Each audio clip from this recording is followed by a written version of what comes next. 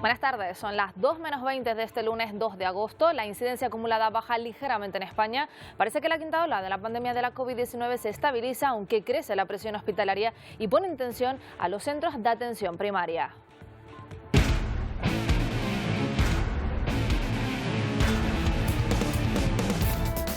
La situación es desigual en las comunidades, en unas se estabiliza y en otras el ritmo de contagios va al alza. En estos momentos hay cerca de 10.000 enfermos de COVID hospitalizados y casi 1.700 en cuidados intensivos en nuestro país.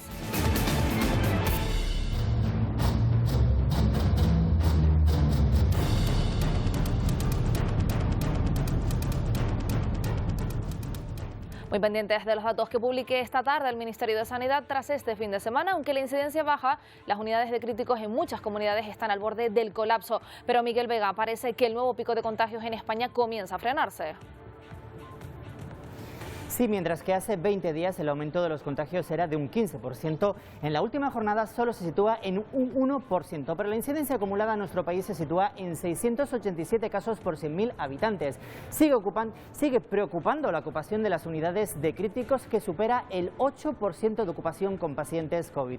Por eso muchas comunidades autónomas siguen avanzando su campaña de vacunación y ya comienzan a inmunizar a los mayores de 12 años esta misma semana.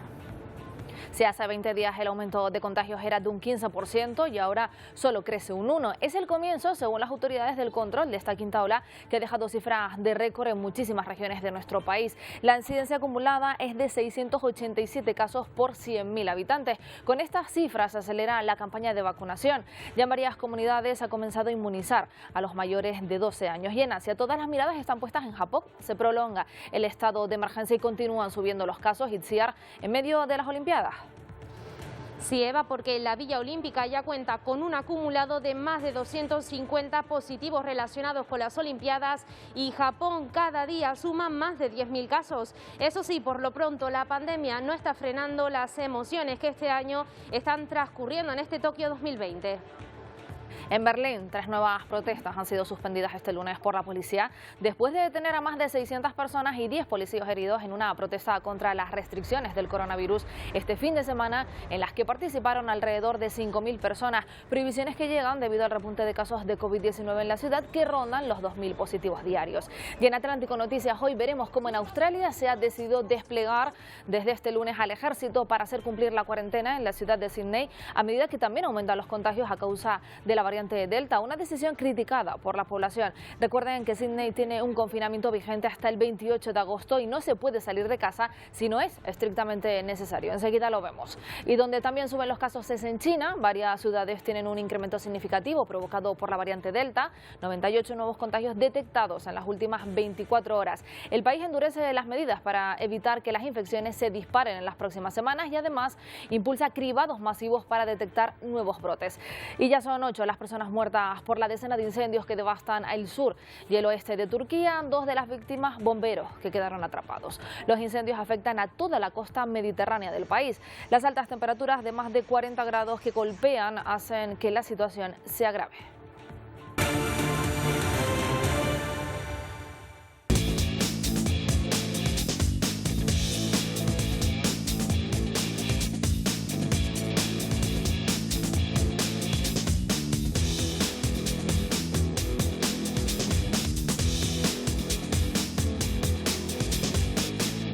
Comenzamos ya Atlántico Noticias y lo hacemos tras el éxito de un fin de semana en la convocatoria para aquellos menores que a partir de 12 años acudieron a vacunarse, y lo podrán seguir haciendo sin cita durante estos días en los puntos habilitados por la Consejería de Sanidad, con un horario reservado a partir de este tramo de edad y hasta que se agoten las existencias diarias. Carlos Bilbao.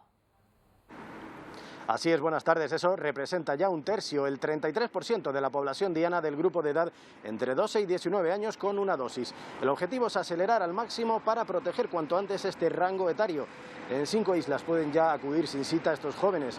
En Gran Canaria, en hasta 9 centros de salud con horarios flexibles de mañana y tarde. En Tenerife hay 7 puntos dispuestos todos ellos de tarde, 2 en la zona metropolitana y el resto repartidos entre el sur y el norte de la isla. En La Palma, 2 pabellones en El Paso y Santa Cruz, en El Hierro, el Hospital Nuestra Señora de los Reyes y en Lanzarote, también en el Centro de Salud Valterra. En 2 islas se pide, sin embargo, que se llame antes para pedir cita, en La Gomera al 922-140-255 y en Fuerteventura al 928-423-516.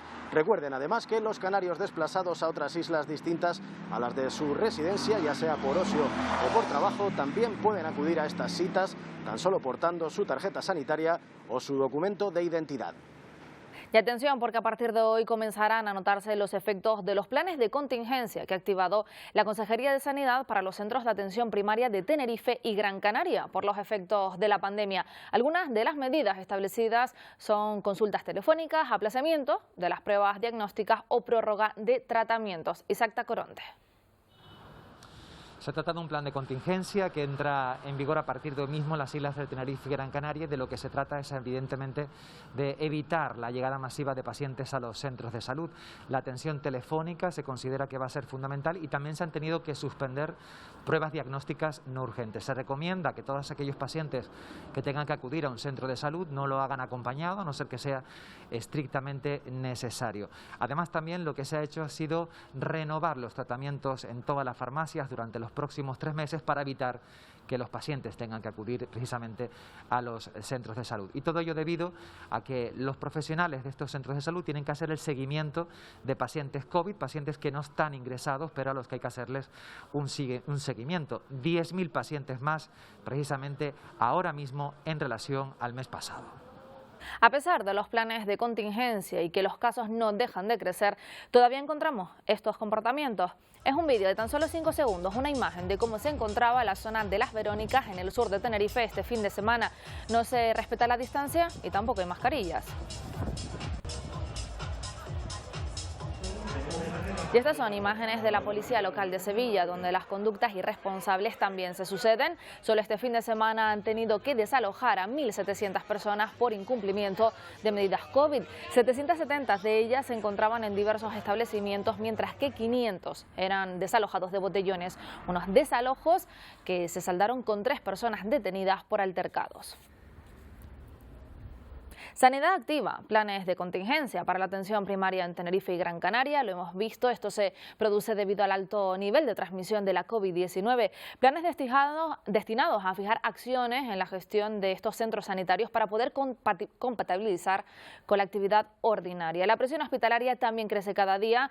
Vamos a ver hoy en Atlántico Noticias pues un repaso que vamos a hacer por los diferentes hospitales a lo largo de toda la semana de las islas. Vamos a empezar hoy en Gran Canaria. Vamos a hablar ya con la directora gerente del Complejo Hospitalario Universitario Insular Materno-Infantil, Alejandra Torres. Buenas tardes. Hola, buenas tardes a todos. Preocupación, lo decíamos al comienzo del programa, crece la presión hospitalaria, crecen también los contagios. ¿Cuál es la situación ahora mismo del materno? Pues mira, sí, mucha preocupación porque vamos poco a poco viendo cómo hay un aumento de la presión asistencial, cómo también nuestros planes de contingencia han tenido que ponerse en marcha y hemos ido avanzando en ellos. Y bueno, en el día de hoy tenemos en las plantas de hospitalización convencional 63 pacientes y en la unidad de cuidados intensivos 21 pacientes que están ingresados por COVID. Son datos preocupantes. También lo hacen en la isla de Tenerife con ese 21% de ocupación en las UCI, también más de un 26% en la isla de La Palma. Son cifras que quizás los expertos valoran que siguen creciendo en las próximas semanas.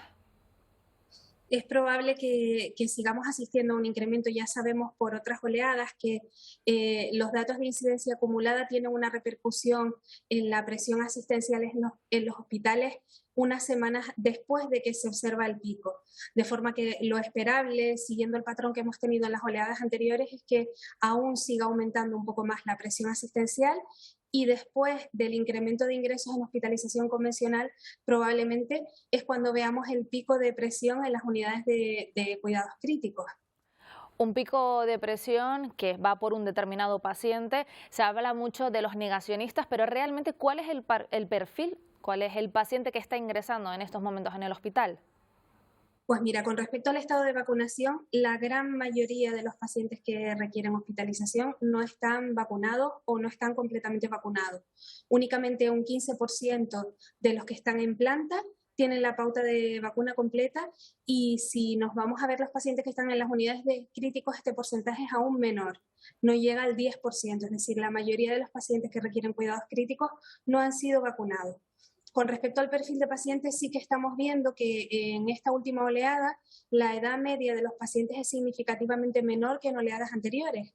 De manera que los pacientes que a día de hoy tenemos en todo el complejo insular materno-infantil en la planta es de 55 años, y en cuidados críticos es aún más baja, son pacientes todavía más jóvenes con una edad media de 50 años. La atención primaria es fundamental en todo este proceso, de ahí ese refuerzo que acaba de sacar la Consejería de Sanidad, porque son ellos los que son los primeros en detectar los casos. Sí, además ellos tienen una labor muy importante en cuanto al rastreo de los contactos de los pacientes positivos, el seguimiento de los pacientes que no requieren cuidados hospitalarios, y además están inmersos, bueno, al igual que todos que colaboramos en lo que podemos en la estrategia de vacunación, porque está claro que es la única solución que tenemos para esta pandemia a medio plazo.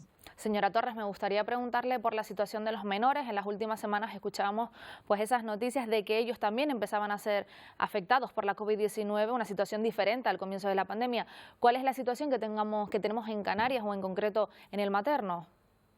Nosotros que somos población de referencia para todos los menores de edad de la isla de Gran Canaria, en esta última oleada sí que hemos tenido ingresado algún paciente en edad pediátrica, pero en la mayoría de los casos han sido diagnósticos concurrentes con otras patologías, y con respecto al COVID no han tenido una sintomatología muy importante.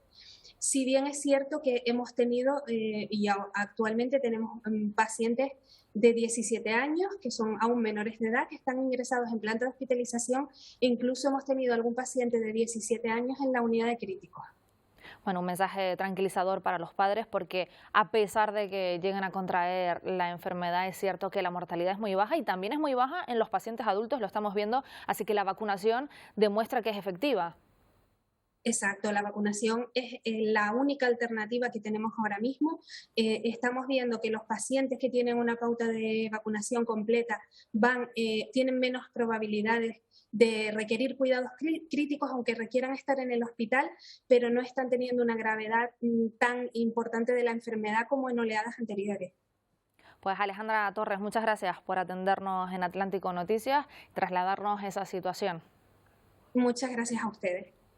Y arrancamos el mes de agosto con la incidencia acumulada rozando los 700 casos, a esperas de conocer esta tarde cuáles son los datos del fin de semana. Por el momento, muchas comunidades autónomas cuentan con sus unidades de críticos por encima del 25% de ocupación, pero Miguel Vega parece que esta quinta ola comienza a ralentizarse.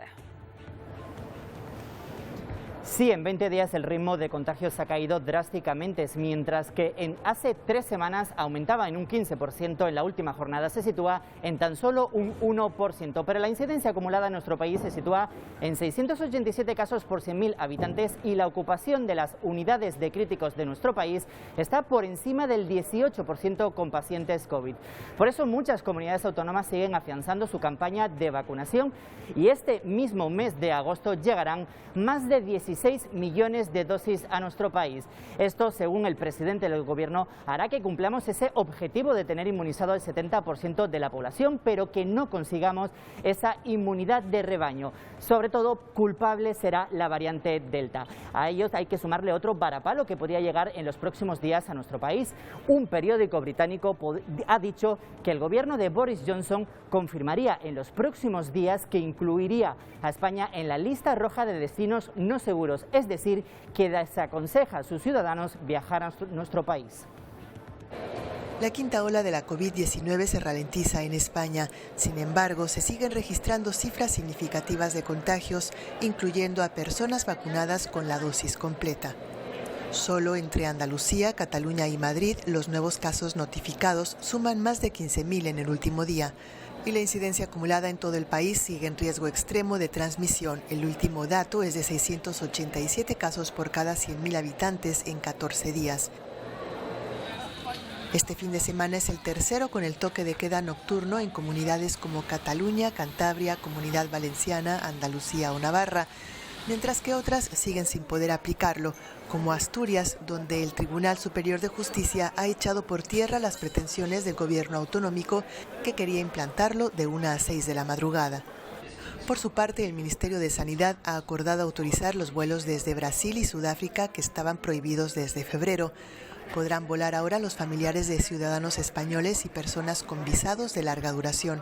Sin embargo, deberán hacer una cuarentena de 10 días, lo mismo que se exigirá a partir del 3 de agosto a viajeros procedentes de Argentina, Bolivia, Colombia y Namibia.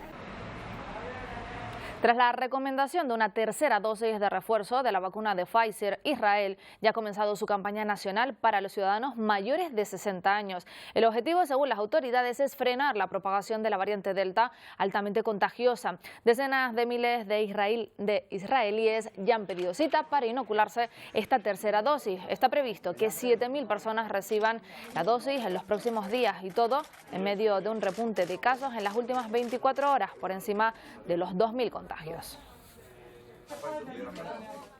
Y ante la posibilidad de que la tercera dosis se generalice al resto de países en los próximos meses, los laboratorios que comercializan las vacunas de Pfizer y Moderna han aumentado los precios de los sueros. Los últimos contratos de suministro de la Unión Europea, según ha informado el Financial Times. El nuevo precio de la inyección de Pfizer es de 19,50 céntimos frente a los 15,50 anteriores. Por su parte, Moderna sube su vacuna por encima de los 19 euros. Y en Alemania crece la tensión en las calles. La policía ha arrestado a cerca de 600 personas que se manifestaban en contra de las restricciones del coronavirus. Momentos muy tensos en los que los ciudadanos salían a la calle rechazando el certificado COVID, entre otras medidas. El gobierno alemán ha prohibido estas concentraciones alegando que se incumplen las medidas anti-COVID. Asimismo, se ha comunicado que en las últimas horas se han notificado cerca de 2.100 nuevos casos. Australia también ha decidido intensificar las medidas y ha desplegado desde hoy lunes a unos 300 miembros del ejército para hacer cumplir la cuarentena en la ciudad de Sydney a medida que aumentan los contagios en la zona, a causa también de la variante Delta. Comprobarán que los casos positivos cumplen la cuarentena en sus domicilios, una decisión criticada por la población que asegura es innecesaria. Recuerden que Sydney tiene un confinamiento vigente hasta el próximo 28 de agosto y no se puede salir de casa si no es estrictamente necesario. La ciudad ha superado los 3.500 casos desde que se detectó el primer positivo. Y China confirma que en varias ciudades la variante Delta también ha provocado que la transmisión del virus se descontrole. 98 nuevos casos ha reportado China en la última jornada. El país ha endurecido las medidas para evitar que las infecciones se disparen en las próximas semanas. Además, el gobierno ha impulsado cribados masivos para detectar nuevos brotes. Solo 4 positivos dentro de una familia ha obligado a confinar a más de 9.500 habitantes. 98 nuevos contagios ha reportado China en la última jornada, 55 de transmisión local, 43 importados. Las autoridades sanitarias confirman que la variante Delta podría estar detrás del repunte de las infecciones. La gran mayoría han sido en la región de Jiangsu, que es la que más preocupa a las autoridades sanitarias. 28 casos en las últimas 24 horas. Para frenar la transmisión en la ciudad de Jiangsu ha comenzado un cribado masivo. Además, se han puesto controles de seguridad en los principales accesos. Todos los pasajeros deberán presentar PCR negativa para entrar o salir. Pero ante el incremento de infecciones, más de 20 millones de personas estarán bajo estrictos controles sanitarios. Se reduce al 60% el aforo de todos los edificios y zonas públicas y se vigilará el transporte, instalaciones médicas y escuelas. Se suspenden los vuelos entre provincias con alta incidencia y además el gobierno ha ampliado el suministro de productos de primera necesidad ante posibles bloqueos o confinamientos.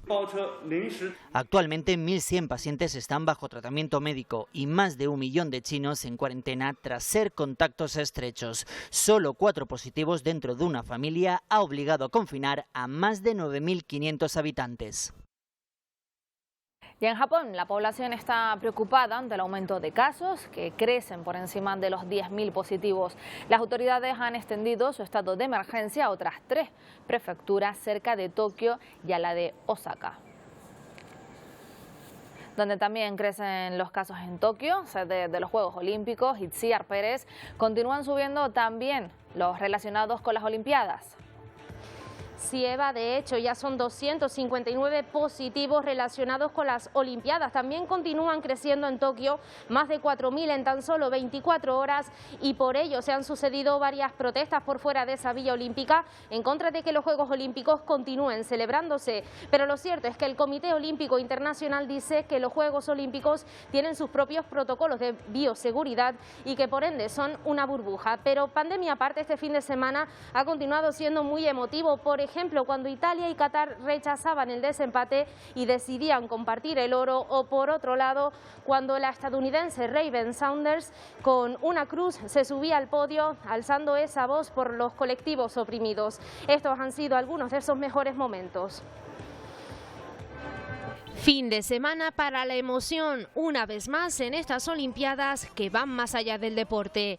Lo vimos en atletismo cuando Qatar e Italia rechazan el desempate y deciden compartir el oro. Un compañerismo también presente en esta carrera, donde atletas caen al mismo tiempo y deciden levantarse juntos con una sonrisa. Algo que parece faltarle al tenista Djokovic, que tras criticar a Bales por su retirada por problemas de ansiedad, es criticado por no saber gestionarla, algo para lo que atletas como Tom Daley tienen solución. Otra protagonista del fin de semana, Raven Saunders, plata de Estados Unidos en lanzamiento de peso. Controversia por su cruz en el podium, con la que reivindica la libertad de sectores oprimidos por el racismo y la homofobia. Precisamente oprimida se veía una olímpica bielorrusa que pide asilo en la embajada polaca.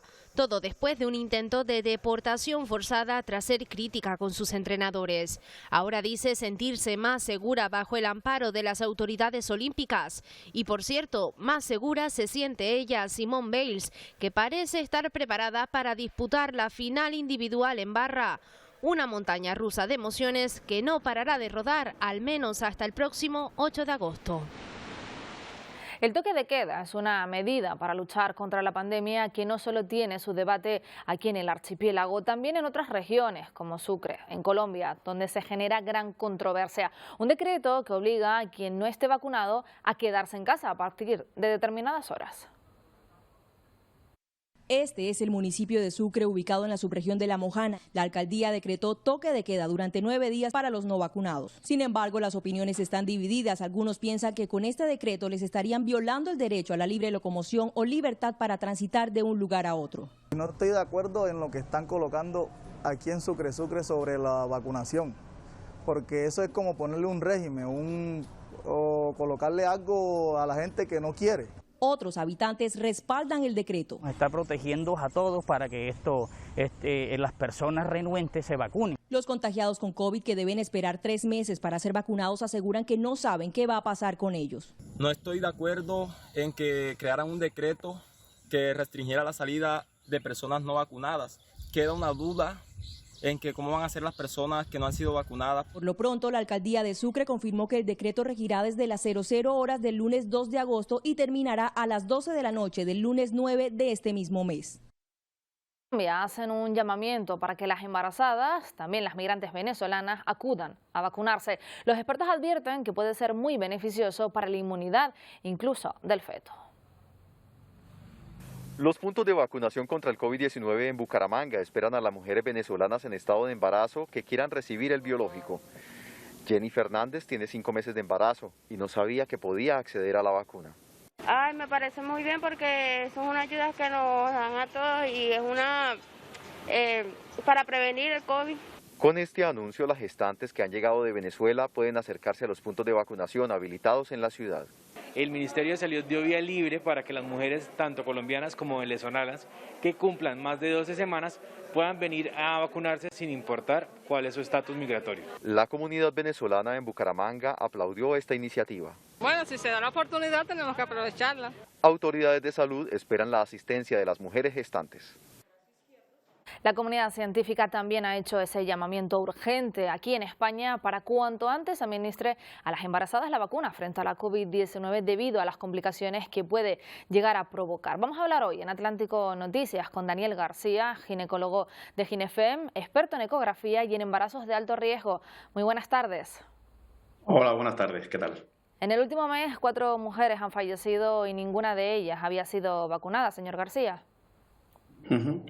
Sí, lo que nosotros estamos viendo es que bien en principio pensábamos que las pacientes embarazadas corrían el mismo riesgo que las pacientes no embarazadas una vez que tenían el COVID. Lo que estamos viendo ahora con estudios un poquito más avanzados es que las pacientes embarazadas con la enfermedad tienen más riesgo de tener además una patología severa, terminar en la UBI, teniendo que utilizar técnicas avanzadas o incluso con un aumento de las posibilidades de muerte. ¿A qué se debe ese riesgo? ¿Qué es lo que han detectado en estos últimos meses?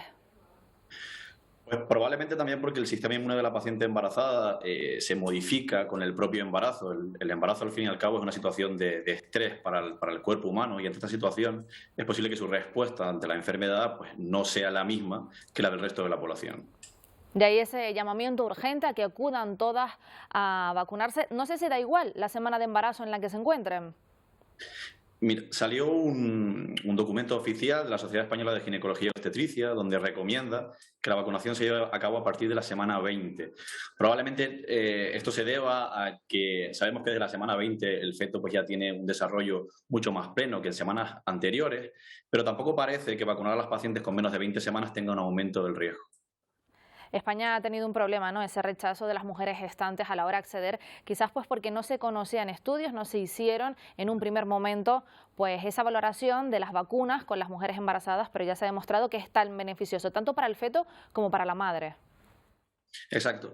Quizás yo también diría que no solamente ha sido un problema en España, sino un problema internacional. Al fin y al cabo, las pacientes embarazadas no entran dentro de los estudios ni de vacunación ni de tratamientos que no estén dirigidos a pacientes embarazadas en sí. Con lo cual es verdad que tomar esta decisión ha sido complicado a todos los niveles.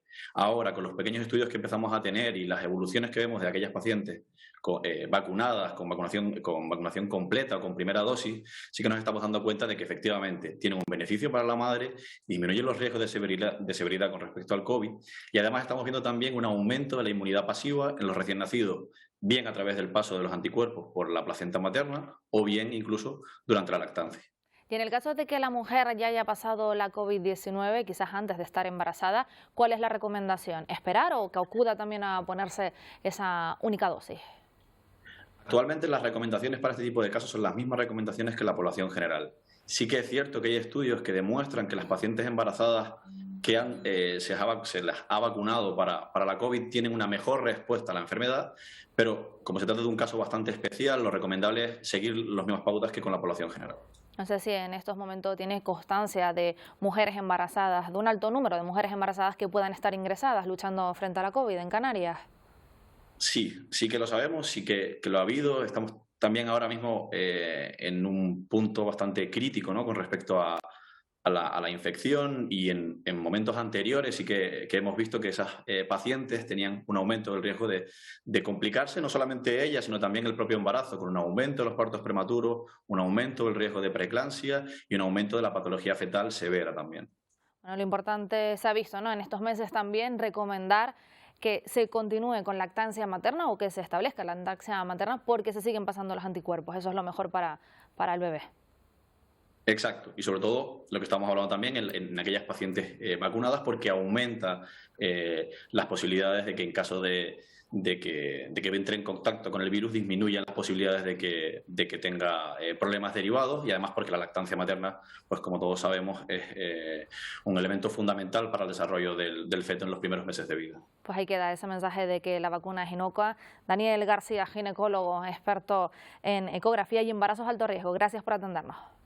Gracias a ustedes. Y los migrantes que se encuentran en el proceso de legalizar su situación en España encuentran también dificultades para acceder a la sanidad pública. Esto lo denuncia la Fundación Madrina. El acceso a la sanidad pública es un derecho que recoge nuestra Constitución, pero en la práctica su aplicación choca con la burocracia. La falta de un simple papel puede excluir a colectivos como los migrantes. Madres que han nacido en esos países como Venezuela, Honduras, Guatemala, es decir, donde no hay convenio bilateral, esos niños tienen que hacerse el pasaporte primero, antes de ser, aunque hayan nacido en España. Y como en Venezuela, que les dicen que no hay timbre, que no hay papel, pues no les hacen pasaporte. Entonces llegan a los centros de salud y no les atienden. Cualquier problema que surja para obtener un certificado de empadronamiento o uno de nacimiento u otros documentos conlleva el no poder conseguir la tarjeta sanitaria. La ley nacional garantiza la atención, pero las trabas surgen según las fundaciones y ONG cuando se inicia el proceso en las comunidades autónomas. Bueno, dejamos la COVID-19 unos minutos porque Canarias cuenta con un científico más dentro del ranking mundial elaborado por la Universidad de Stanford en Estados Unidos.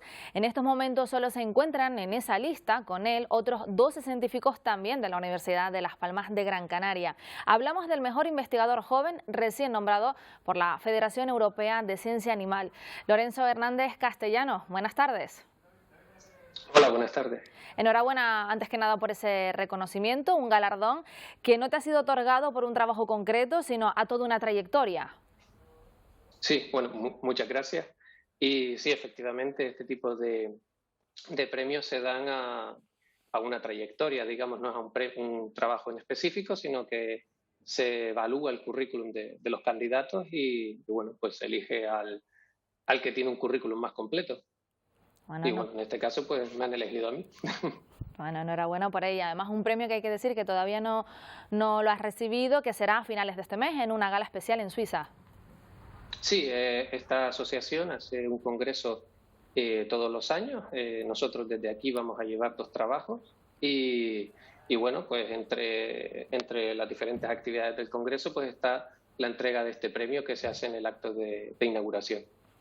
Ahora mismo estás con un estudio de investigación en la Universidad de Las Palmas de Gran Canaria, eres doctor por esta universidad, pero lo compaginas también esa investigación con la docencia. Cuéntanos un poco cómo es el día a día.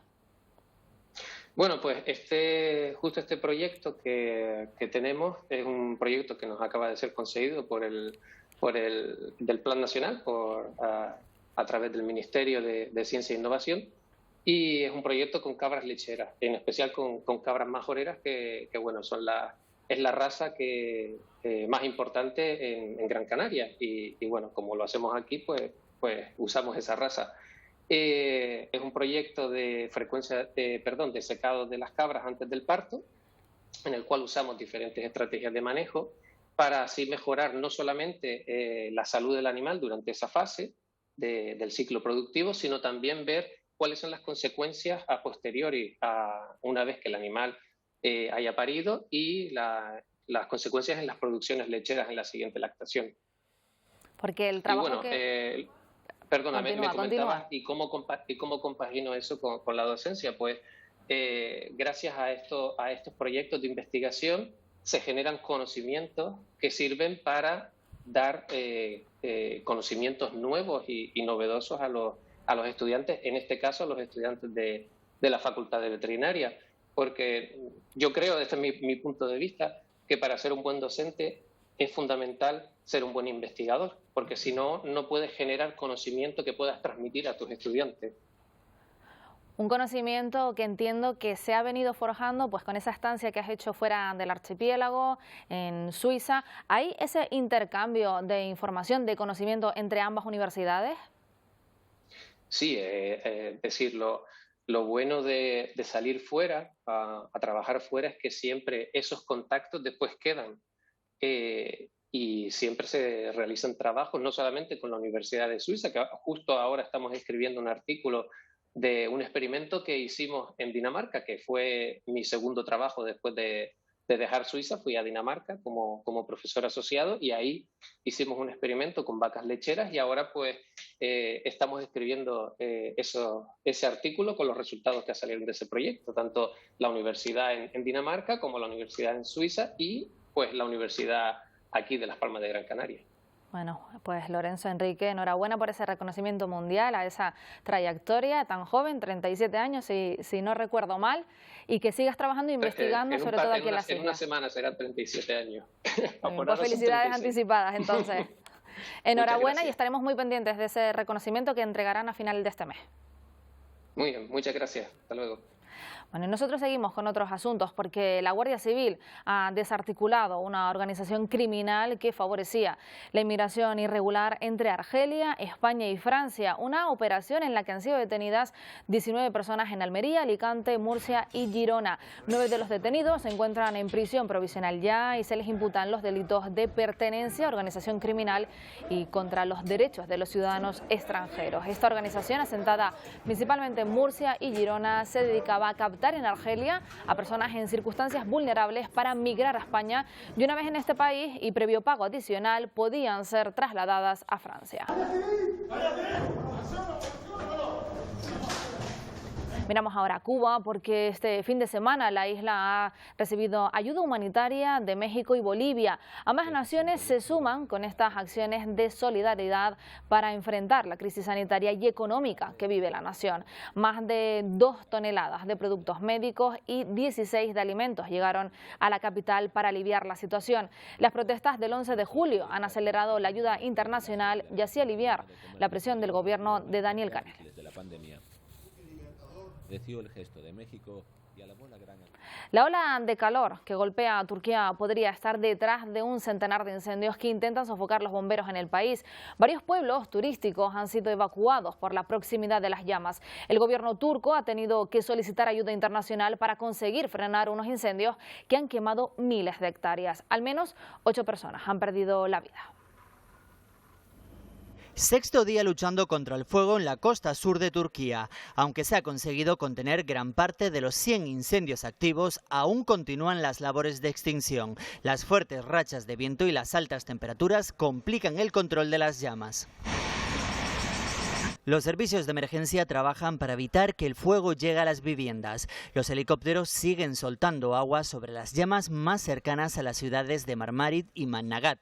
En ellas, decenas de personas han sido evacuadas de zonas residenciales y hoteles. Tenemos pánico y tenemos miedo de quedarnos atrapados en el fuego. Mis llaves todavía están en la puerta. Simplemente cogí una bolsa y me subí al coche. Puse algunas medicinas, mascarillas, gotas para los ojos y una botella de agua en la bolsa.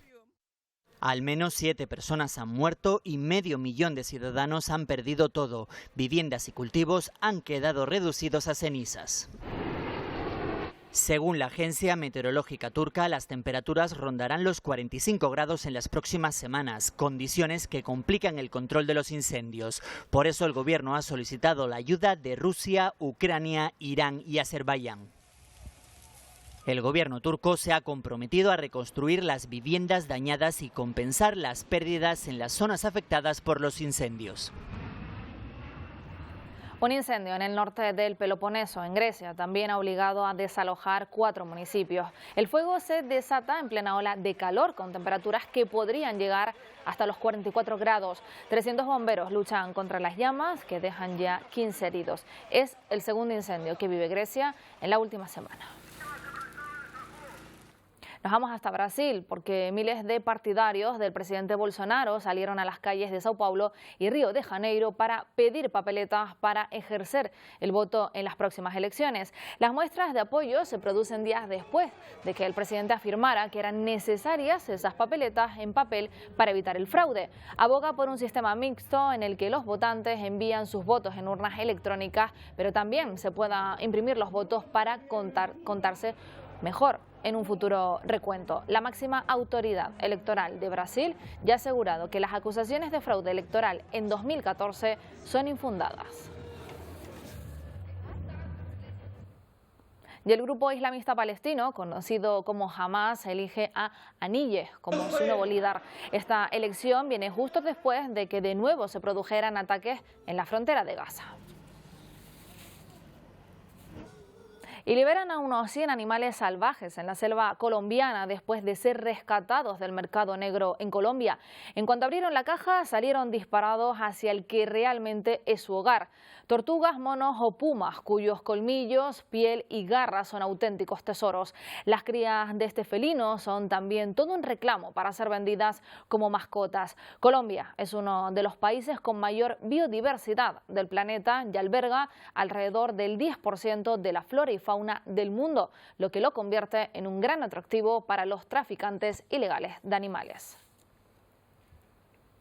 Y el Mirador de Abrantes, en La Gomera, abre sus puertas tras el cierre producido durante la pandemia. Ya está allí llegar sin parar ya turistas y visitantes para disfrutar de las vistas de Agulo. Mónica Darias, desde las alturas.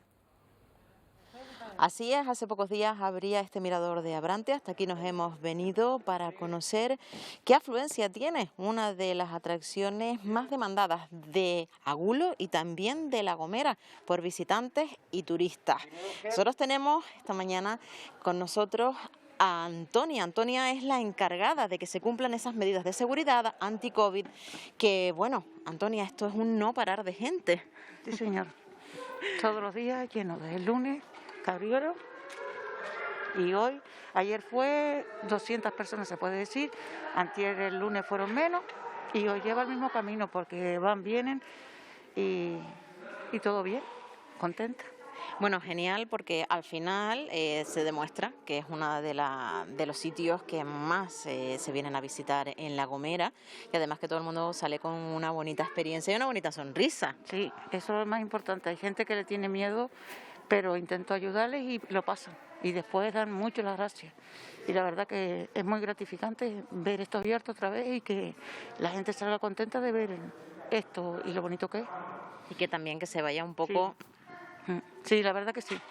La verdad que sí. Y se ve el pueblo, la verdad. Y uno contento. Pues cierto. Hoy muchísimas gracias, Antonia. Muy buenos días. Pues nosotros nos despedimos. Aquí vemos, pues, como decía Antonia, todo el mundo sale con una sonrisa. ¿Por qué? Porque es una bonita experiencia que se abre de nuevo al público aquí, en el municipio de Agulo, el Mirador de Abrantes. Y el Lanzarote, tras muchos meses cerrado, ha reabierto el único punto habilitado para campistas de toda la isla. Estamos en el sur de la isla, en la zona de Papagayo, en el municipio de Yaiza. Ha reabierto por fin, como hemos dicho, este camping que llevaba muchos meses cerrado. Estamos con Miguel Rodríguez Caraballo, vicepresidente de ACRAL. Muy buenos días, Miguel. Cuéntanos, alegría por una parte, ¿no? Porque tras muchos meses por fin se ha reabierto esta instalación. Buenos días. Pues sí, la verdad que bastante contentos que abran ya la zona de acampada, porque la gente la verdad que ya lo estaba deseando después de casi 2 años cerrada, que vamos, no sabemos el por qué tanto tiempo cerrada cuando que en otras islas siempre ha estado todo abierto al 50% y en la isla de Lanzarote pues no sé el por qué, cuando que hemos estado incluso por niveles por debajo de otras islas, pero bueno. A lo que vamos, que por una parte contento y por otra desconforme por la razón de cómo se han hecho las cosas este año, cuando que no se han pronunciado hacia las asociaciones de autocaravanas y caravanas y camper, y nosotros lo que pedimos es, oiga, esto hay que hacerlo organizado en conjunto, no por libre, como se suele decir, la institución. Porque todos tenemos opiniones, y antes se hacía así, nos reunían a todos los campistas y nos metían a todos dentro nos inculcábamos todos en lo mismo, pero veo que no, que lo quieren hacer ellos por sí, y vamos a ver cómo va a salir esto, porque solamente va a funcionar un mes, eso lo tenemos claro desde que nos dijeron que iba a abrir 2 meses, esto solamente va a abrir un mes, funcionar un mes. ¿Por qué? Porque, como he dicho en otras ocasiones, esto la gente va a estar, gente de fuera que se ha quedado fuera, la gente de Las Palmas, Tenerife y de otras islas, dice que no vienen a Lanzarote porque la zona de acampada está cerrada, que vienen aquí a Lanzarote cuando que no tienen sitio donde pernoctar, ni donde tirar aguas, ni donde hacer sus servicios. Entonces, claro, todo eso es economía que está perdiendo la isla. Desde el Cabildo aluden a que han tardado tanto en abrir el campamento para adaptar las medidas COVID. En nivel 1 la isla, el camping podía coger unas 143 plazas, ahora con nivel 2 unas 93. ¿Ustedes cómo ven este protocolo COVID? ¿Se les ha informado? Bueno, se va a abrir en unos minutos. ¿Cómo ven que se haya adaptado el camping a este protocolo? Pues como te dije antes, esto no sabemos el por qué, ni el por qué no, ni por qué ahora han bajado el tema de las parcelas, porque desde el primer día que se abrió la inscripción se terminaron todas las plazas. Entonces, claro, el 90% de la población se va a quedar sin disfrutar de las playas, porque es la única zona que tenemos. Y claro, ahora vienen la gente con caravanas que se suelen de estar aquí todo el verano, y una caravana no es igual que una autocaravana. Una caravana tiene sus cosas que tiene que estar montando porque es distinto y son muchos problemas, y yo creo que esto no va a ser lo que se pinta. Bueno, pues muchas gracias, Miguel Ángel Rodríguez Caraballo, vicepresidente de ACRAL. Como vemos, hay mucha demanda en la isla de Lanzarote porque este punto se abriera, también un malestar en el sector, así que veremos cómo se va desarrollando durante todos estos días, pues esta apertura de este camping de Papagayo en el sur de la isla de Lanzarote. Bueno, muy pendientes de esa evolución, y nos despedimos con el aniversario del fallecimiento de la cantautora Cecilia. Hoy se cumplen 45 años de su fallecimiento. Una mujer muy crítica a la hora de componer sus canciones, la que hablaba de la infancia, la ecología, la mujer y la España profunda que se caía a pedazos. Con ella les decimos adiós. Volvemos a vernos mañana. Que descansen. Feliz tarde. La estima sería un hombre más bien de